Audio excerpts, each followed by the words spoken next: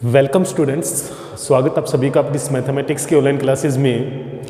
विविध प्रश्नावली 16 प्रायिकता जो है हम लोग अभी प्रारंभ कर चुके हैं और जिसमें हमने जो है कल 10 क्वेश्चन कंप्लीट कर लिए थे। बच्चों आज हम करने जा रहे हैं यहाँ पे 11वां क्वेश्चन और अभी हम जो विविध में जो क्वेश्चंस कर रहे हैं वो सारे के सारे अपने सिलेबस के अकॉर्डिंग जो भी मैच करेंगे हम उन्हीं क्वेश्चंस को सोल्व करेंगे। देखिए बच्चों, क्वेश्चन नंबर 11 हमें ये दिया हुआ है कि माना ए तथा बी दो स्वतंत्र घटनाएं हैं, उन दोनों घटनाओं के एक साथ घटित होने की प्रायिकता 1/8 है। तो देखिए बच्चों, यहाँ पे क्वेश्चन नंबर 11 के अंदर हमें क्या कंडीशन दे रखी है, ए और बी स्वतंत्र घटनाएं हैं, स्वतंत्र घटनाएं हैं। कंडीशंस जो हमें यहाँ पे दे रखी है बच्चों वो सारी हम यहाँ पे पहले नोट कर लेंगे। उन दोनों घटनाओं के एक साथ घटित होने की प्रायिकता, दोनों घटनाओं के एक साथ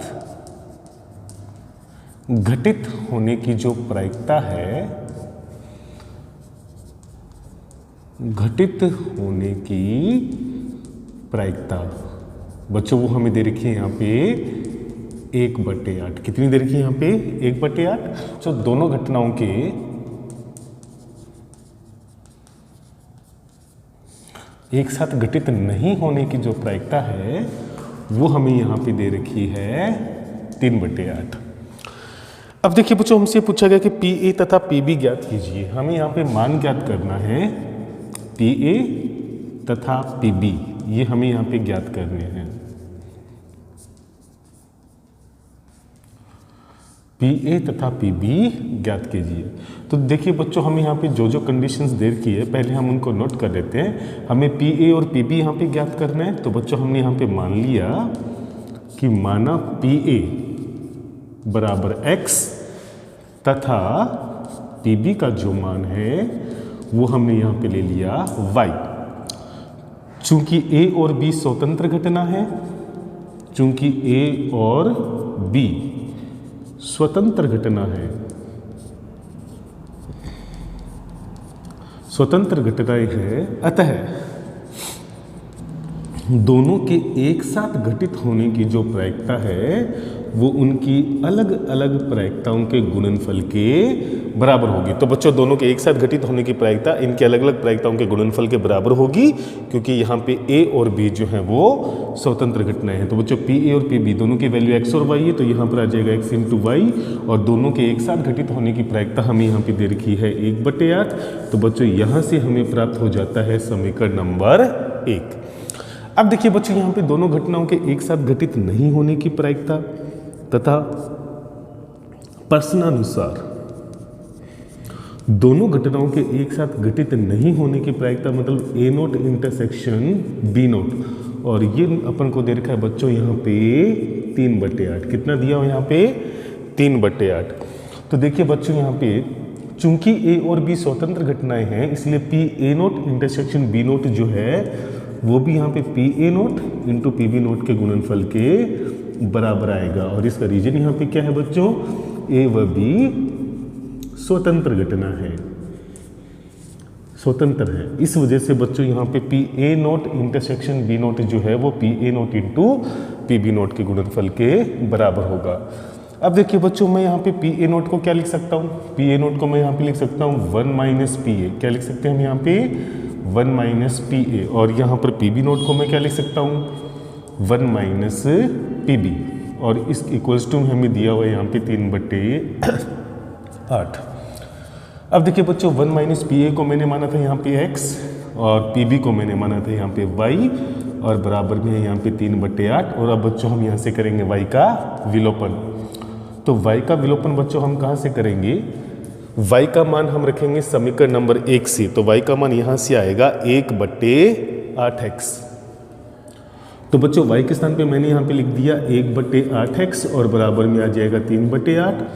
तो बच्चों अब हम इसको सोल्व करेंगे। तो पहले हम इसको 1 से मल्टीप्लाई करेंगे तो ये हो जाएगा बच्चों 1 - 1/8x, ये हो जाएगा माइनस का x और प्लस का 1/8 और बराबर में हो जाएगा 3/8।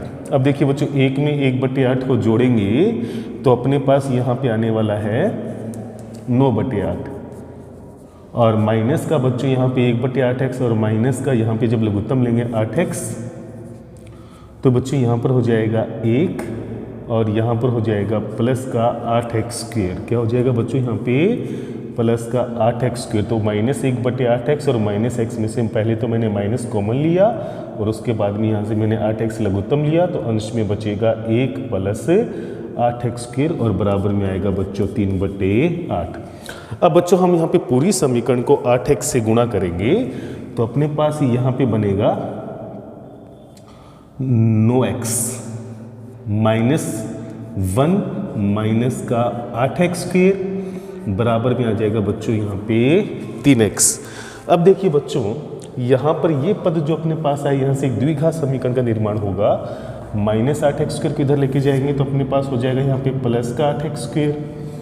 उसके बाद में बच्चों हो जाएगा आपके पास 9x, 3x में से 9x को घटाएंगे तो ये हो जाएगा माइनस का 6x और माइनस का 1 इधर जाकर बन जाएगा प्लस का 1 और बराबर में 0।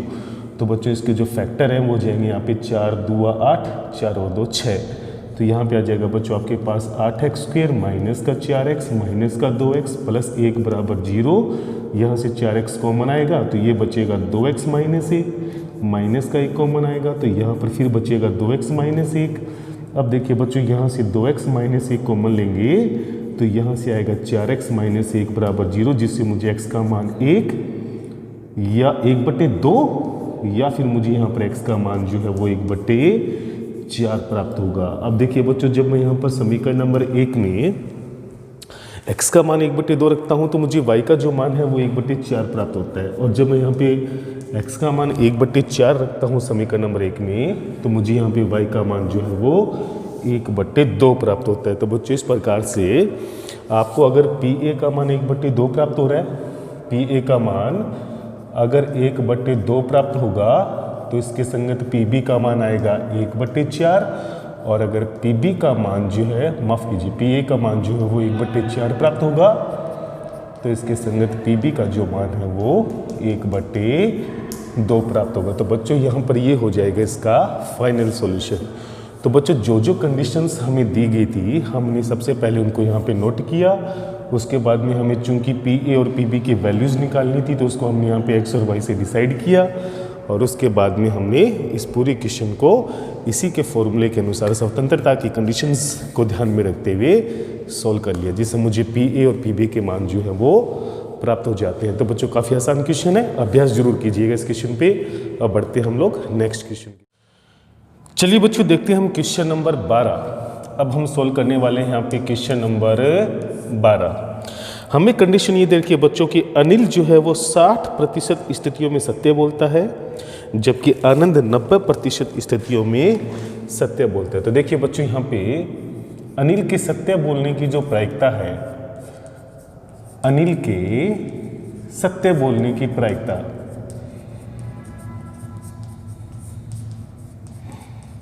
अनिल के सत्य बोलने की जो प्रायिकता है बच्चों वो हमें यहाँ पे दे रखी है 60%।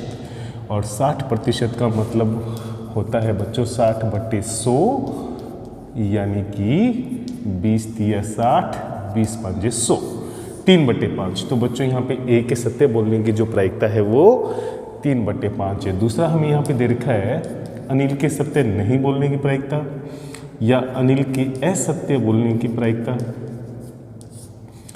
अनिल के असत्य बोलने की प्रायिकता। तो बच्चों यहाँ पे अनिल के असत्य बोलने की प्रायिकता जो है इसको 1 में से माइनस कर देंगे, 1 - 3/5। तो यहाँ पर PA नोट जो कि A के असत्य बोलने को शो कर रहा है वो आ जाएगा आपके पास 5 - 3 यानी कि 2/5।